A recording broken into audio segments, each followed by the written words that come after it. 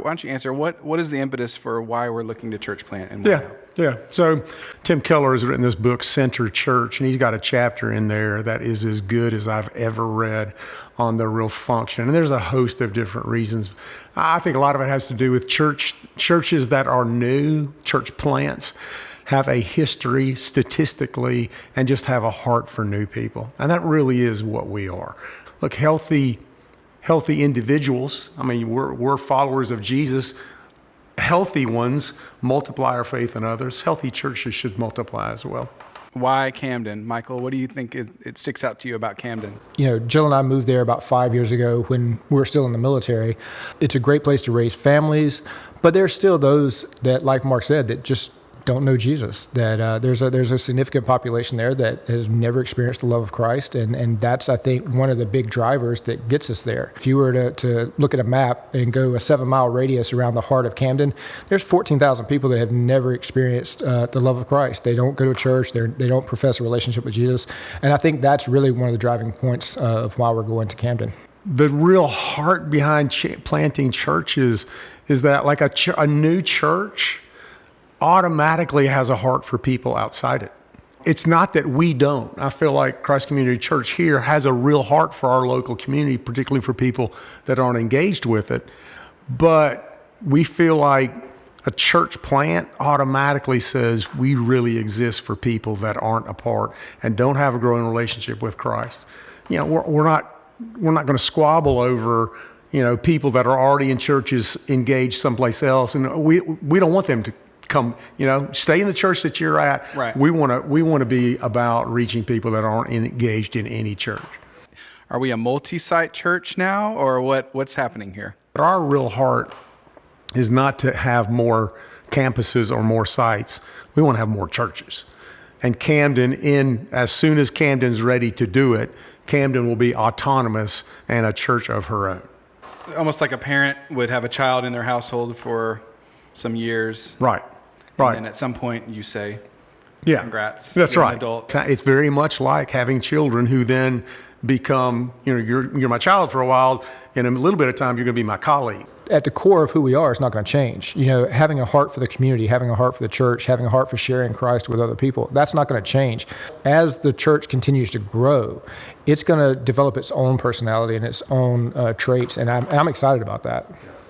And we are too. There's a letting go part that will excite me to say, you're on your own, let's go. Right.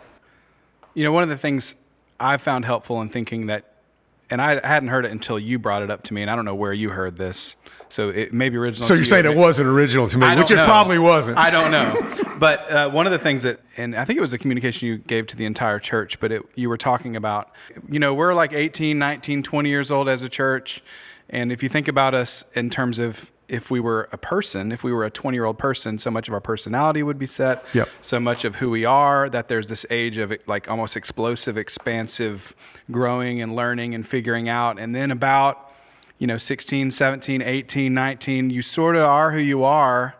And there's advantages to that. There's an identity grounded in that, but there's also things you have to fight against. I love the idea of this baby that the Lord is building. We're not building it. He's building it.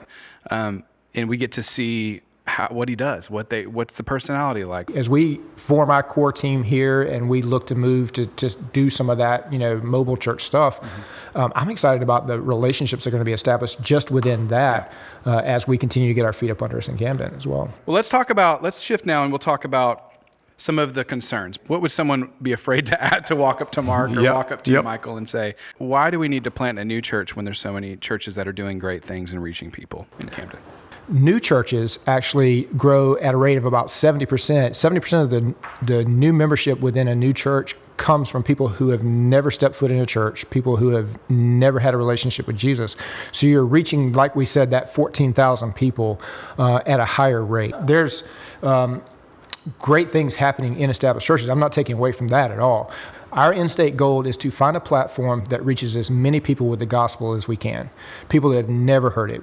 So when you're a new church, the natural questions you ask are, how do we reach people that aren't here? When you're established, we fight to keep asking that question. Because the questions then, after a while, start to become, how do I take care of the people? How do we take care of the people that are already here? I mean, there's enough problems. there's enough issues with that just to keep us busy. Right. New churches just tend to do that a lot better. What if it doesn't work? I mean, everything we do is a risk, right?